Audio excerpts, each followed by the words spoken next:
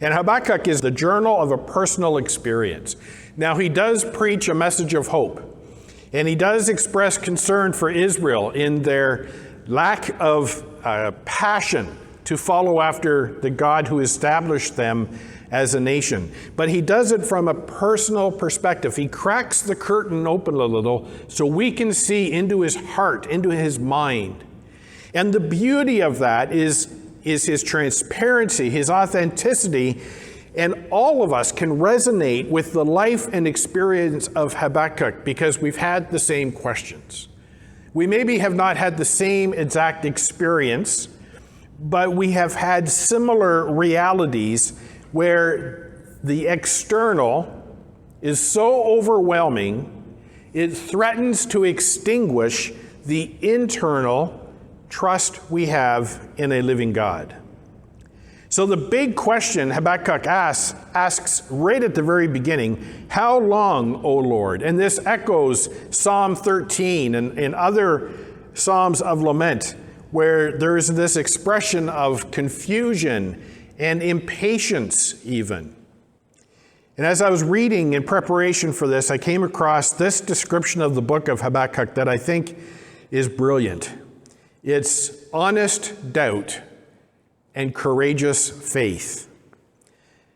Habakkuk is very honest about questioning God, and he is never condemned. In fact, throughout Scripture, especially in the Old Testament Psalms, the lament Psalms, God's people have the courage to come and to challenge God and say, where are you? Why are you doing this? What is your bigger plan?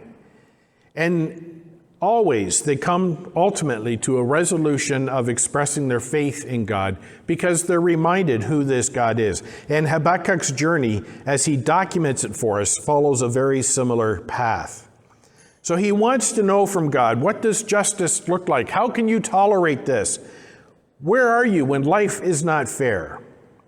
And he writes this book very much like, I think a parallel could be a symphony work, an orchestral work from Bach or Beethoven or Mozart, where there are these movements in the music, and beautiful piece of music that will maybe set a theme, and then that theme is repeated throughout, even though the nature of the music changes and the instruments change and the tempo changes and the melody may change. There's this underlying theme that ultimately comes to a conclusion at crescendo at the end.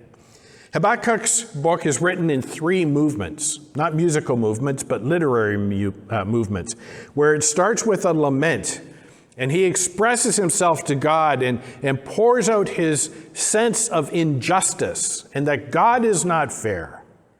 And then God shares with him a vision, and some of the same questions and the themes raised in the lament are addressed, but in a different way in the vision. And then finally, there is a prayer or a psalm, very similar to the psalms that we see in the book of Psalms, where he expresses a resolution to this tension. So these 3 movements of lament, vision, and psalm. And the lament asks the great question, how can a holy God tolerate what seems to be unrestrained propagation of evil? And then in the vision where God speaks to him, the message is, guard, Habakkuk, guard the passions of your heart. And then in the 3rd movement, this psalm, we see an image of the holy God visiting his people. But we're going to start in chapter 1 of Habakkuk, verse 2. We don't know a whole lot about Habakkuk as a prophet. We don't know his heritage or anything about his education or occupation. We just have this very brief letter. But we do know that he lived at the same time as Jeremiah and Daniel. So on the world scene, Habakkuk was raised in an environment where he had seen the northern part of Israel go into captivity by the Assyrians. He may not have been alive to actually witness that, but that he knew that it happened. He saw the effects of that. But that Assyrian empire on the world scene is now declining in power, and the Babylonian empire is rising in power, and there are battles taking place between the Assyrians and the Babylonians and a few other countries as Babylon seeks to exert its global influence, and the Assyrians are losing theirs.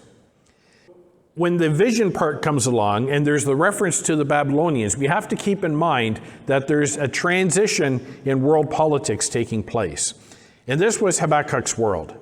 And he begins by writing this complaint to God. How long, O Lord, in chapter 1, verse 2, must I call for help, but you do not listen? I think we've all experienced that. We all know what it is to pray to God and feel like the words hit the ceiling and bounce down, or maybe just fall from our lips onto the floor, and we ask God, where are you? Or cry out to you, violence, but you do not save. God, look at what's happening around me. Do you not care about all this violence? Why do you make me look at injustice? God, my heart is breaking. I see everything happening around me, and I'm seeking to live with integrity before you, and it's grieving me. God, why does this injustice and unrighteousness not grieve your heart? Are you not a holy God, a good God? Where are you? Why do you make me look at injustice? Why do you tolerate wrong? Destruction and violence are before me. There is strife and conflict abounding. Therefore the law is paralyzed and justice never prevails. So the wicked hem in the righteous so that justice is perverted. And when he's talking about justice, he's not talking about the legal court system of the day. He's talking about the Old Testament law and the expression of worship. And this covers everything in Israel's reality, from their civil matters and how they were going to conduct themselves as a society, to the spiritual matters, how they were going to express their faith, and everything in between. It covers absolutely everything. And it was a society of absolute corruption in its worship, so-called, of God, in its oversight of civil affairs in the country. The Assyrians and other political powers, and if you read the biblical history behind this, there was a lot of intrigue taking place where people were trying to get an upper level of influence, and so they were compromising, or they were sacrificing other people, and just a horrible environment in which to live. And Habakkuk says, wait a minute, we're the people of God. How can it possibly be, God, if I'm seeing these things, that you don't see these things? This is incomprehensible to me. Do you not care? And then God does answer him in verse 5. Look at the nations and watch, and be utterly amazed. And I love God's response here, because he just doesn't talk to Habakkuk and say, now, Habakkuk, you're a nice guy. I love you. I created you. But poor little Habakkuk, just trust me. Just trust and obey, Habakkuk. Just trust and obey, and it'll be okay. No. He says, let me show you something that is going to blow your mind. You are not going to, even though I'm telling you this, Habakkuk, you're not going to be able to process it. You're not going to be able to figure this out, but that's okay, because, let me remind you, Habakkuk, your ways are not my ways, your thoughts are not my thoughts. Look at the nations and watch and be utterly amazed. So Habakkuk, I know you're talking about all of this injustice. Now, look around. I'm going to tell you something. For I am going to do something in your days while you are alive, Habakkuk, that you will not believe, even if you were told. And I'm telling you now, and it's me, God, telling you, and you're still not going to believe it, because this is so incredible.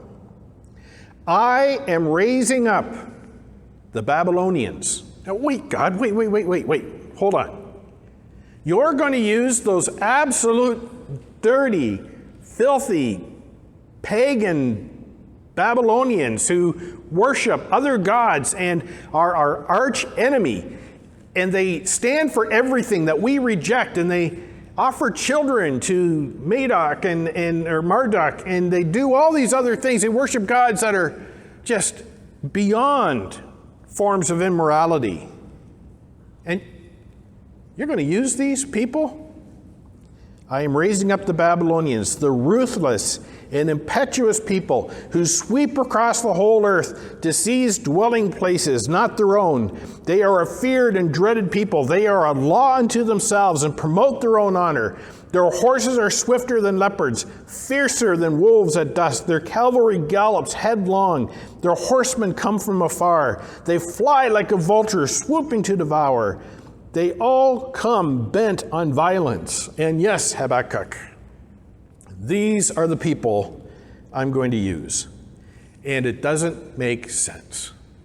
But you know what? The key point here for Habakkuk is not the description of how evil and immoral these Babylonians were. It's at the very beginning of the message where God says, I am raising up the Babylonians. Their ascension into power is not because they have a superior military. It's not because they have superior strategy. It's not because they have a brilliant king who is able to outthink and outwit and outsurvive the others. It is because I have chosen to use them for a bigger purpose. And this is the lament, this is the confusion in Habakkuk's heart, because how could this possibly be? God, how can you allow this to happen? I just don't understand. And I think as we catch the glimpse into his private life, into Habakkuk's private life, and this transparency that he shows, I think there's an important point of contact for us here to remember that God is not a reactionary God, that he sees something happening and goes, oh, thanks for praying about that, Graham. I do need to fix that. I'll get on that right away. But rather, he is orchestrating and has from before the creation of the world orchestrated all things to accomplish his purpose and plans, that ultimately we will see him glorified, even though, because the world is broken, because it's contaminated by sin, by our rebellion against God, it seems to be, and it does often, violate the very truth and nature of who God is, and yet none of that is holding God back from accomplishing his plan. So when God's people have suffered throughout human history, and when whatever it is that we may be going through, whether it's a personal thing or on the larger level of a social thing, we must always remember that God is accomplishing his purpose and his plan. And that's part of the message. That's one of the themes that underlies these three movements of writing that Habakkuk gives us, that God is involved. So go to verse 12 of chapter 1. O Lord, are you not from everlasting? My God, my Holy One, we will not die. O Lord, you have appointed them to execute judgment. O Rock, you ordained them to punish. Your eyes are too pure to look on evil. You cannot tolerate wrong. Why do you tolerate the treacherous? And he begins to understand that God is doing this thing, but he still can't resolve in his own mind that God, the Holy One, who is too pure to look on evil, can use the Babylonians. So this tension is introduced in the lament. Now we have the second movement, and that's the vision. It really starts in chapter 2, verse 2, when the Lord replies to this complaint of Habakkuk. And he says in chapter 2, the Lord replied, write down this revelation, write what I'm about to say down, and make it plain on tablets so that a herald may run with it, because I want you to share it. So Habakkuk, this that I'm going to give you is so important. You got to write it down. You got to tell other people. For the revelation awaits an appointed time. It speaks of the end. It will not prove false, though it linger. Wait for it.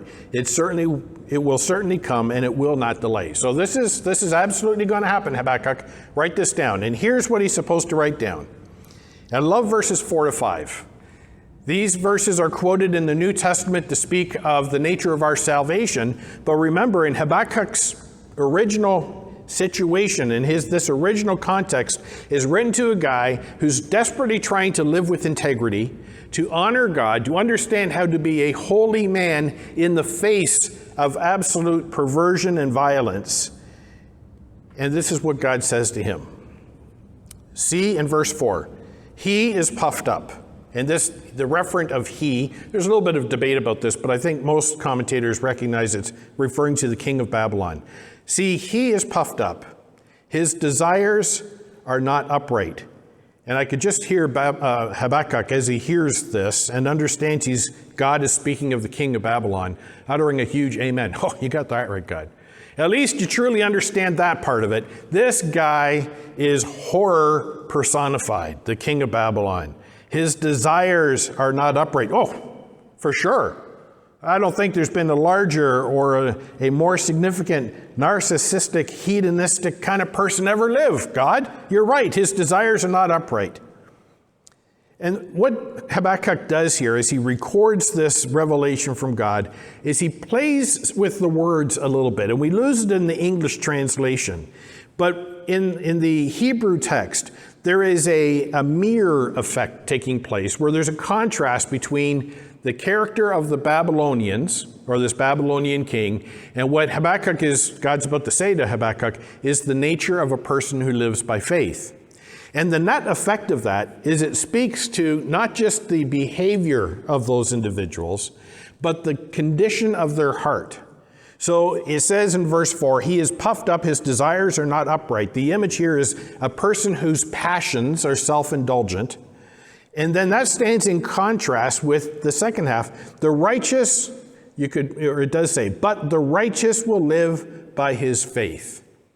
And it's not just, oh yeah, this is a great assurance that because I trust in God and I have faith, I'm going to be able to live. That's missing the nuance that's happening here in this poetry, in this Hebrew poetry.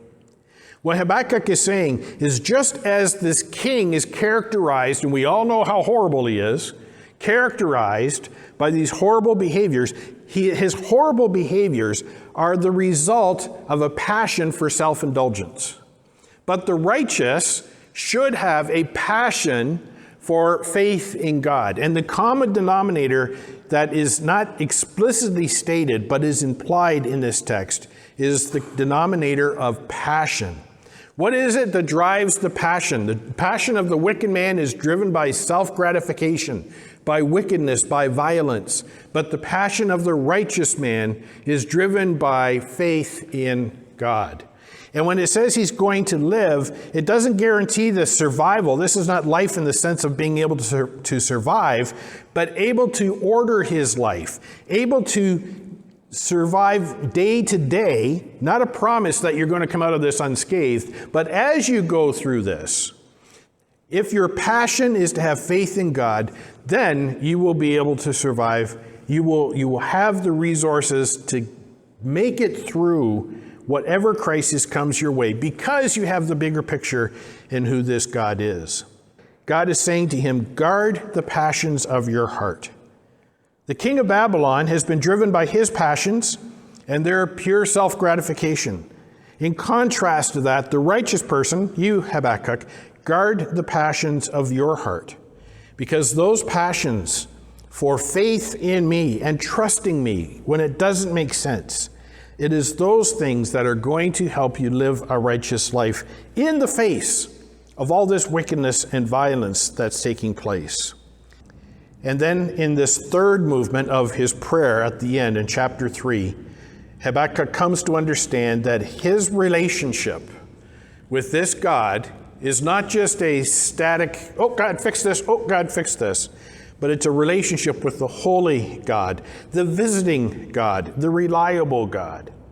And in verse 2, it says, Lord, I have heard of your fame. I stand in awe of your deeds, O Lord. Renew them in our day. God, I understand. I remember now your track history. This is a little bit like Psalm 73, where Asaph was discouraged. He saw all of the wicked prospering around him, and he goes and he says to God, why do the wicked prosper? It's not fair. As for me, I've kept my heart pure in vain. I've tried to live with integrity, and I just come out the worse for it. So what's the point? And he goes on to say, until I entered the temple of God, until I entered that place where people were talking about the faithfulness of God, and I was reminded by the carvings and the offerings of what God has done in the past, and I remembered who this God is, the Creator, the one who made me in His image, the one who has provided, who took us out of slavery in Egypt and brought us through the desert and put us in the promised land, and this is the God. And when I stop and I put it into the context of the eternal God Even though I still don't understand it, at least I can have confidence in who this God is. And that's what Habakkuk is doing. God, I stand in awe of your deeds. Renew them today. I know your track record. Do it again. But in wrath, remember mercy. Be merciful to us. Verse 3, God came from Teman and the Holy One from Mount Paran. And that's simply, those are two locations in the southwest part of the geography of the land of Israel, where Sinai would have been, that Moses went up and received the law, and they would have come out of Egypt, that whole geographic area. So Habakkuk is simply saying, I remember, God, when you came and visited us through our wandering experience and visited Moses on Sinai and gave him the law. His glory covered the heavens, and praise filled the earth. His splendor was like the sunrise. Rays flashed from his hand where his power was hidden. And then he goes on and talks more about how God acted on behalf of his people. And in this psalm, in this prayer, after expressing his lament, his complaint, and then God having a conversation saying, my glory will cover the earth. I am in my holy temple. He now prays to this God and he says, okay, help me remember who you are. In verse 6, God stood and he measured the earth. He looked and he shook the nations. He doesn't even have to do anything. God just looks and his will is accomplished.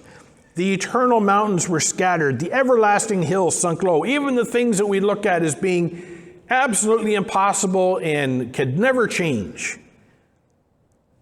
God in an instant changes those things. His ways are everlasting ways.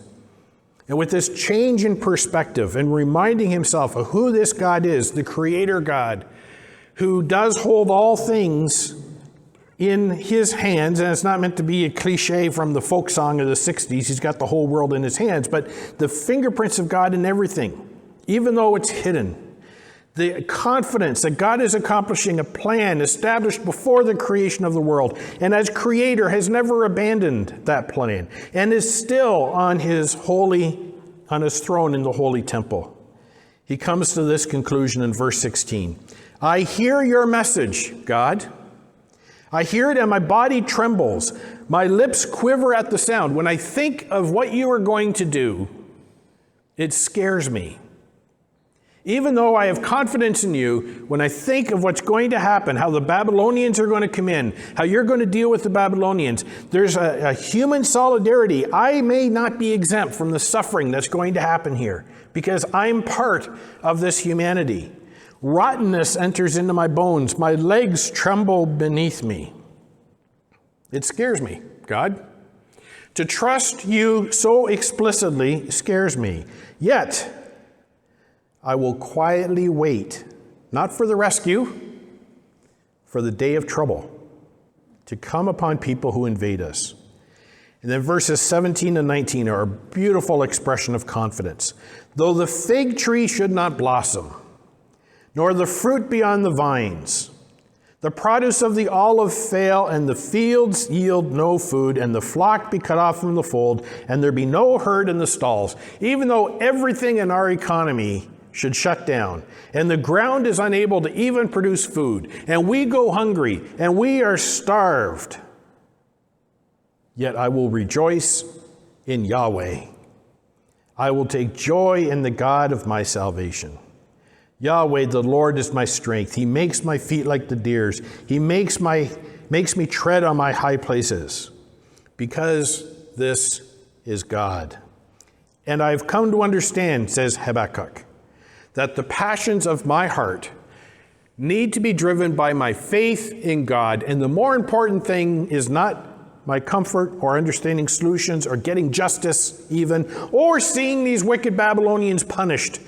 The more important thing is to have confidence in the God who is orchestrating and completing an eternal plan. And nothing's changed. I mean, the scenario, the world stage has changed. The Babylonians are no longer an issue for us. In fact, we live in a time in human history that's relatively, for us, free from conflict and war. It's lots in other places, but for us, we live in a high level of security unprecedented in human history. So it can be easy for us to become complacent.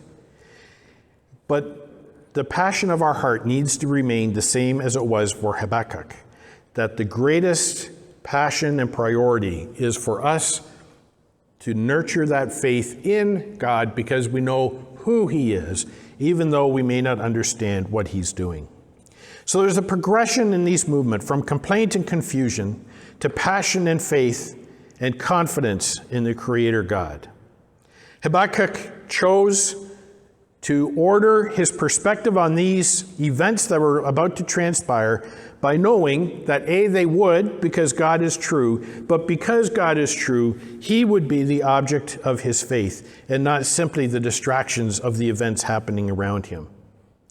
Honest doubt and courageous faith. He freely expressed, and I've had people challenge me on this, but I'm convinced God encourages us to come with those doubts, with those fears, and just lay them out there. We don't need to sugarcoat it with God.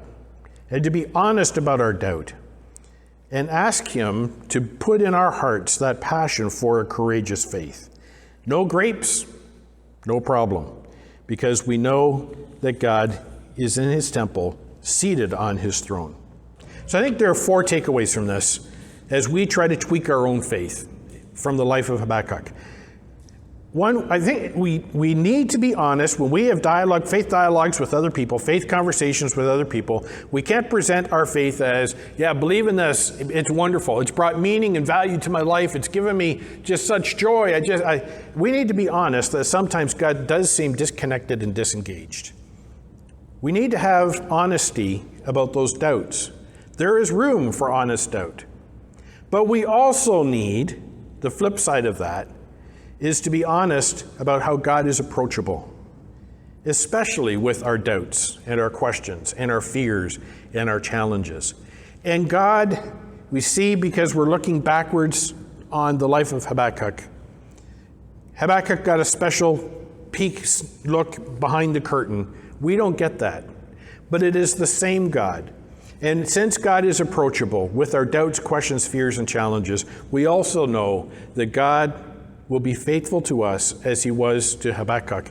And our engagement, our fears, our challenges, our doubts do not define the absence or the presence of God, because the Lord is in His holy temple.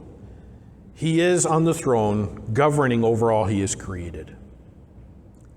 A third takeaway is that even though we can't fathom how, even evil, and when we are repulsed by violence or evil that we see in our society, even those things are subject to God's sovereign purposes and plans. And we can't understand that. Because from a human perspective, the plan ought to be this way.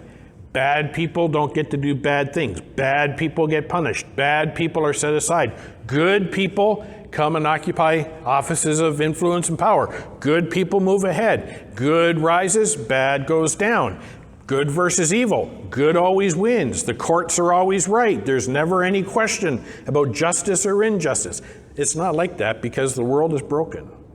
So even though we can't fathom how, to be a person whose passion is faith, the righteous will live by their faith, that nurturing that passion of faith says that when evil happens, when I suffer injustice, when I see wickedness and violence around me, my faith in God is of such a nature that I'm convinced that God is using even that to accomplish His purposes.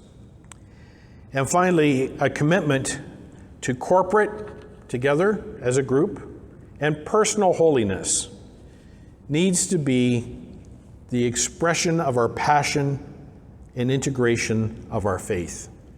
And by holiness, I'm not talking about keeping rules, living by a moral matrix. I'm talking about a confirmed and affirmed internally commitment to loyalty to the kingdom of God and to the King. And that the object of our greatest passion is to have faith and to nurture faith in who that King is, and to see that integrate into all of our life. The guy who said this is an expression of honest doubt and courageous faith also said this: our faith is based on the person and work of the Creator God, not just our perception of experience.